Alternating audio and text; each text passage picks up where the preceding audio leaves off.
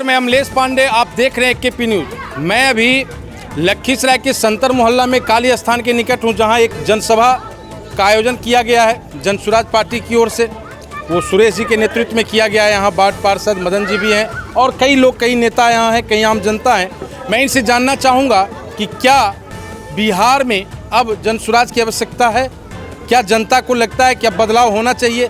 इन सारी बातों को लेकर के मैं सबसे पहले कुछ जनता के बीच जाऊंगा और उनसे भी पहले जानना चाहूँगा कि वो क्या कर रहे हैं। अभी देखिए यहाँ कुछ लोग बैठ के सुन रहे हैं, मैं उनसे ही। क्या नाम हुआ आपका? नीतीश पासवान। अभी जो यहाँ जानकारी दी जा रही थी, क्या सब जानकारी आपको मिला? जन सुराज के बारे में बता रहे थे, नया पार्टी उसी का। तो क्या लगता है आपको?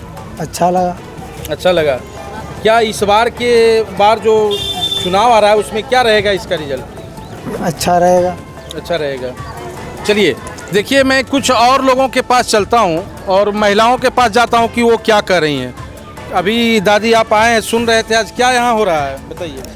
भाषण हो रहा है, अच्छे सुनने में तो अच्छे लगा है। तो क्या लगता है? जब उतना होता है तब ना, अभी तो सुन रहा लिया, होता है उतना तब ना।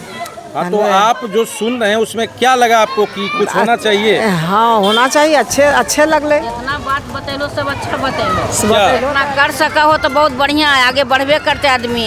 क्या शराबबंदी लागू है यहाँ? नहीं, बंदी लागू तो नहीं लागू है, लेकिन कहाँ बंद है? नहीं है। नहीं, तो सर। क्या उसका भी असर पड़ रहा है समाज पर? पढ़ने रहे सर, पूरा पड़ रहा है। तब नहीं। चलिए देखिए, ये कह रहे हैं कि शराबबंदी हुई है। देखिए एक बाबा से मिलाते हैं। बाबा क्या नाम हुआ आपका? मोहम्मद रियाज। मोहम्मद रियाज जी, ये बताइए कि अभी जो यहाँ अभी आपको क्या लगता है, अगर चुनाव आएगा तो आप क्या चाहेंगे? वर्तमान सरकार के पक्ष में मतदान करना या सरकार के विपक्ष में? विपक्ष में। विपक्ष में क्यों? इसलिए कि बिजली का रेट इतना हाई फाई कर दिया है ना, जरूरत से ज़्यादा। बिजली का रेट बहुत हाई फाई कर, ये कौन सा स्मार्ट मीटर निकाला है तो आदमी को तबाह कर दिया एकदम। तो बिजली रहती भी तो है 18 घंटा 20 रहने घंटा। से क्या होगा, उसमें आदमी भूखा मरता है। खाली बिजली को सरकार को दीजिए आप। हाँ, मैंने रेट उसका कम होना चाहिए कम था। होना चाहिए। और इसके बाद और कुछ सुविधा लगता है आपको कि सरकार में इसमें मिला है? सुविधा कहाँ कुछ मिला हम लोग को, कुछ नहीं। खाली राशन दे रहा बस। राशन दे रहा है। आपका कितना एज हुआ है? 65। तो आपको पेंशन मिल रहा है? नहीं। वृद्धा पेंशन नहीं मिल रहा है? क्या आप सर्विस करते हैं क्या? नहीं। तो फिर पेंशन क्यों नहीं मिल रहा है? देंगे भर के तब ना। तो भर के आप भर के देंगे तब ना। भर के जब अप्लाई नहीं करेंगे तो कैसे मिलेगा आपको? अप्लाई करेंगे तब मिलेगा। तो अप्लाई क्यों नहीं किया आप? नहीं करे, थोड़ा आस्कत हो गया। आस्कत हो गया। चलिए, इसमें सरकार का दोष नहीं है। चलिए देखिए, एक बाबा हमारे पास हैं, मैं इनसे मिलाता हूँ। बाबा क्या नाम हुआ आपका? बाबा हरिनाथ लाल देव। हरिनाथ लाल देव जी। ये क्या लगता है कि अभी जो वर्तमान सरकार चल रही है, क्या सब ठीक ठाक चल रहा है? अच्छा चल रहा है क्या इसका क्या कारण है? जी। इसका कारण यही है कि स्वतंत्र आदमी नहीं है। कहता है दारू बंद कर देना, लेकिन दारू कहाँ बंद हुआ? तो सरकार की ओर से तो शराब बंद है। सरकार के तरफ से अगर सरकार दारू बंद रहता तो 2 मिनट का काम था। सरकार का 2 मिनट का काम था, लेकिन 2 मिनट का क्या काम नहीं प्रतिदिन गिरफ्तारी नहीं हो रही है? शराब जो नशा में जो शराब पी करके संतर मोहल्ला में आओ करते थे, वो अब आओ करता है क्या? अभी करता 2 है, मिनट अगर वो आओ करता है 2 मिनट में जेल जाता है। केवल चुप लगा देता है वो, देखने से प्रशासन के चुप लगा देता है। भय है ना उसमें? भाई तो है लेकिन बंद कहाँ? भय तो है उसमें। भाई तो है लेकिन बंद कहाँ है? तो बंद- अगर चाहे सरकार चाहे, अभी का वर्तमान का सरकार चाहे कि यह दारू एक ठोप नहीं बनना चाहिए, न बिकना चाहिए, तो बंद हो जाएगा कि नहीं? तो सरकार तो बंद किए हुए है। सरकार तो बंद किए हैं, लेकिन पब्लिक लोग तो अथी किए हैं ना। पब्लिक अगर चोरी छुपी में कहीं से ले आता है तो उसके लिए तो कार्रवाई हो रही है। अच्छे ठीक है, जो जना चलते हैं चलिए, हैं। और अच्छा ये लेकिन बताइए, हम लोग अभी के यही मुख्यमंत्री होना चाहिए। कौन? किशोर जी। किशोर नहीं, उनका पूरा नाम बताइए। उनका नाम है प्रशांत किशोर। प्रशांत किशोर जी। क्या चीज अच्छा लगता है प्रशांत बहुत किशोर इनका का? सब चीज का विचार अच्छा लगता है हमको। अच्छा लगता है। इनका भाषण भी अच्छा लगता है, इनका व्यवस्था भी अच्छा लगता है। इनका जो भी वाणी अपना मुंह से निकालता है, बहुत प्रसिद्ध वाणी निकालता है, बहुत अच्छा वाणी, गुड वाणी। धन्यवाद। चलिए मैं और कुछ लोगों से मिलवाता हूँ। क्या नाम हुआ सर आपका? राम नरेश लाल देव। राम नरेश लाल देव। क्या लगता है सर, अभी जो ये जो वर्तमान सरकार है, इसका क्या ठीक ठाक पॉलिसी चल रहा है अभी? जी ना, ठीक ठाक नहीं चल रही अभी का। तो क्या सब इसमें ठीक होना चाहिए था? ये ठीक होना चाहिए कि लोगों में रोजगार नहीं है, लोग दूसरे देश जाते, दूसरे राज्य में जाकर के विद्यार्थी लोग पढ़ाई करने के लिए जाता है, उसका व्यवस्था यहाँ नहीं है। उसका अगर व्यवस्था यहाँ हो जाए तो काहे के लिए अपना बिहार छोड़ करके दूसरे पलायन बहुत बड़ा मुद्दा है। बहुत बड़ा बेरोजगारी बहुत बड़ा मुद्दा, बेरोजगारी बहुत बड़ा मुद्दा है। लोगों को, विद्यार्थियों को सुविधा जो होना चाहिए वो सुविधा नहीं है यहाँ, नहीं मिल रहा है। और लोग जैसे विद्यार्थी, गरीब विद्यार्थी जो पढ़ने वाला विद्यार्थी है वो पैसा के अभाव में पढ़ नहीं पाता। तो ये विद्यार्थी का स्टूडेंट क्रेडिट कार्ड भी यहाँ है सर, 4 लाख रुपया तक सरकार की तरफ से दिया जाता है, लेकिन दिया नहीं जा रहा है। नहीं, आप उसमें उस लाइन में आएंगे तब तो उस लाइन में जाना चाहता है विद्यार्थी, लेकिन उसमें भी भ्रष्टाचार न है। जब तक पैसा नहीं लेता है तब तक पैसा उनको देता ही नहीं है। वो पैसा जो उनको देना चाहिए उस पर वो पैसा घूस मांगता है। जब तक घूस नहीं उनको मिलेगा तब तक विद्यार्थी को क्रेडिट कार्ड बने। सुविधा शुल्क कहीं ना कहीं हावी है। हाँ। है ना, ये जनता के लिए प्रॉब्लम आ रहा है। बहुत प्रॉब्लम। देखिए, मैं एक भाई जी से मिलाता हूँ। क्या नाम हुआ आपका सर? रामकृष्ण पासवान। तो पासवान जी अगली बार क्या करेंगे? क्या करेंगे? जो सब बार करते आए वही करेंगे। वही करेंगे। क्या करना बोलते हैं बोलिए। तो चलिए, तो इस बार आपका क्या लग रहा है, ठीक ठाक चलेगा? तो आप तो बहुत अच्छा गोल मटोल नहीं जवाब बोला। आप क्या करना चाहते हैं? जो सब दिन करते वही करेंगे। हाँ, बिल्कुल। तो क्या लग रहा है विचार से क्या करना चाहिए? हमारे विचार से नहीं, जनता का विचार। आप जो पूछने आए तो उसी पर प्रश्न पूछ रहे हैं। बिल्कुल। तो क्या लगता है कि इस बार जो सरकार अभी चल रही है ठीक ठाक चल रहा है? विधि व्यवस्था ठीक ठाक चल रहा है? हाँ, बिजली तो ठीक है चल रहा है, कोई दिक्कत नहीं है। जो व्यवस्था होना चाहिए वो मिल रहा है। और बताइए, कहाँ सुधार होने की आवश्यकता है? सुधार तो पहला नंबर अंचल में करना चाहिए, ब्लॉक में करना चाहिए, जो कि काम सही ढंग से नहीं होता है। उस पे थोड़ा सा निगाह रखने की आवश्यकता थी, जरूर, जहाँ नहीं देखा जा रहा है। चलिए, ठीक। ओरिजिनल पेपर जो होता है उसके बावजूद भी लोगों को परेशान किया जाता है। हाँ, समझे? बिल्कुल एक नंबर बात आप बताए। मैं एक युवा बोल लेता हूँ, देखिए क्या बोलता है। इधर देखिए, एक नवयुवक है, इससे मैं पूछता हूँ कि युवा पर क्या सोच रहे हैं जन स्वराज के बारे में, ये बताओ। जन स्वराज के बारे में ये सोच रहे थे, जैसे कि यहाँ पर सबका कहना भी है कि कहूँ यहाँ नौकरी भी नहीं है, कोई तरह का व्यवस्था भी नहीं है। जैसे कि यहाँ कोई भी विद्यार्थी यहाँ छोड़कर, लखीसराय छोड़कर पटना जाता है पढ़ने के लिए, फलना जगह चिन्ह जगह जाता है पढ़ना। यहाँ कोई तरह का व्यवस्था स्टूडेंट के लिए नहीं है, ठीक है ना।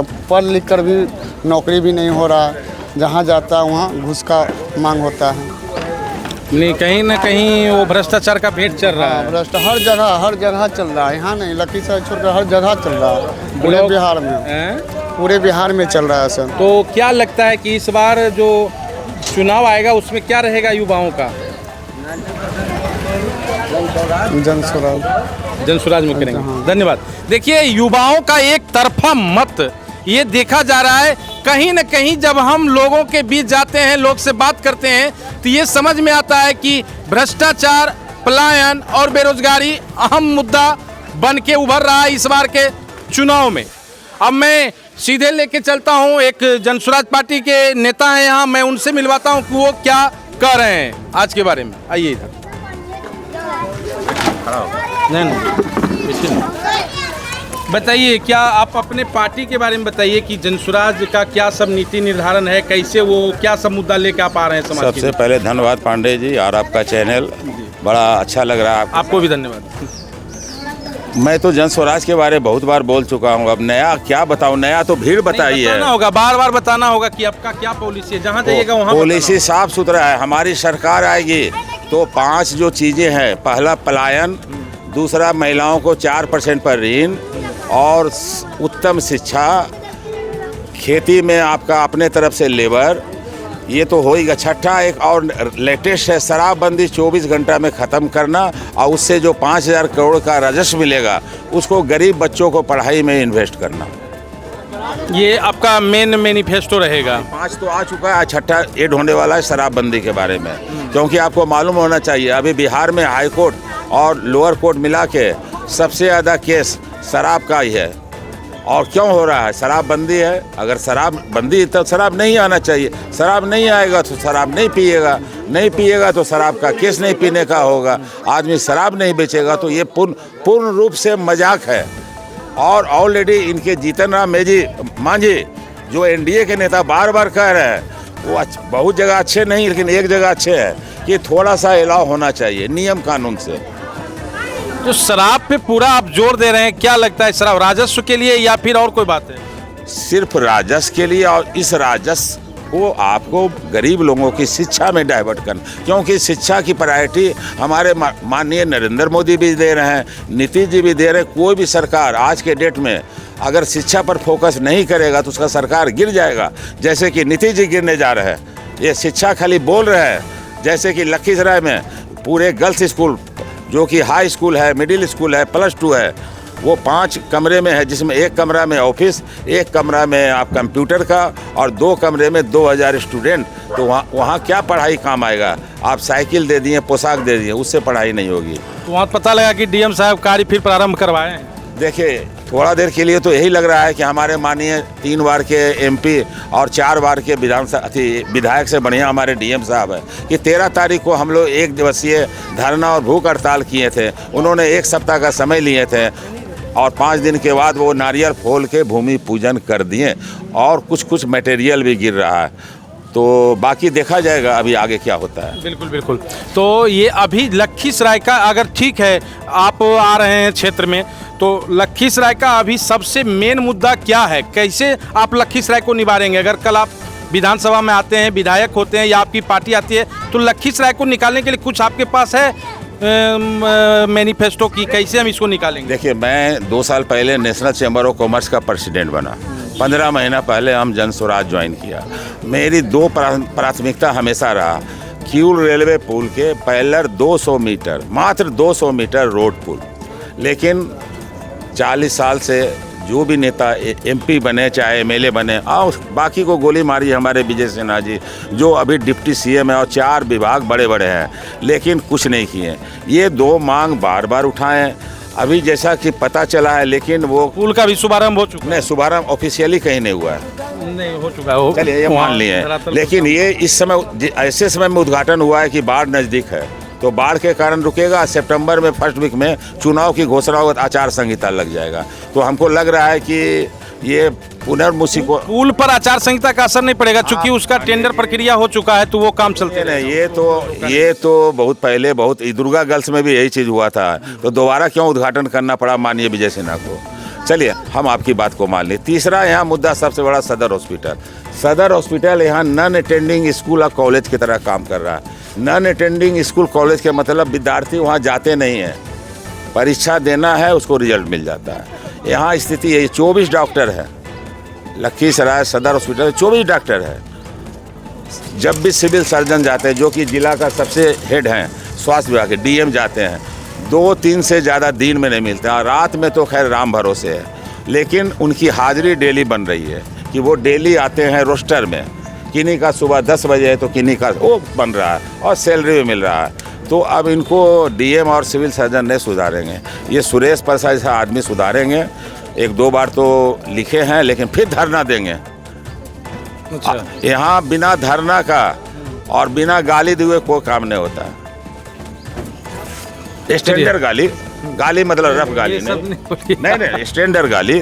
चलिए ठीक है, ये आपका मैनिफेस्टो। देखिए, मैं आपको बतला दूं दर्शकों कि अभी तक जी का मुख्य समस्या है इनका। ये कुछ बातें तो सही है, लेकिन अभी अब चूंकि चुनाव का समय है, तो नेताओं का आरोप प्रत्यारोप तो चलता रहेगा, लेकिन इसका फैसला जो करना है वो आम जनता को करना है। और जनता पूरी तरह से समझ चुकी है, जान चुकी है।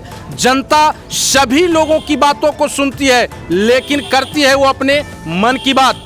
अगर वर्तमान सरकार सही कर रही है तो वर्तमान सरकार को उसका रिजल्ट मिलेगा, अगर वो नहीं कर रही है तो उसका भी रिजल्ट वर्तमान सरकार को ही मिलेगा। हाँ, हो सकता है कि उसका फायदा विपक्ष को मिले। ये तो अभी गर्व की बात है, विधानसभा चुनाव आने वाला है। अब सभी लोग अपने अपने धुन में आगे चल चुके हैं और आम पब्लिक के बीच सभी पार्टी अपनी बातें रख रही है। अब देखना यह है कि विधानसभा चुनाव में क्या होता है, ऊंट किस करवट बैठता है। धन्यवाद।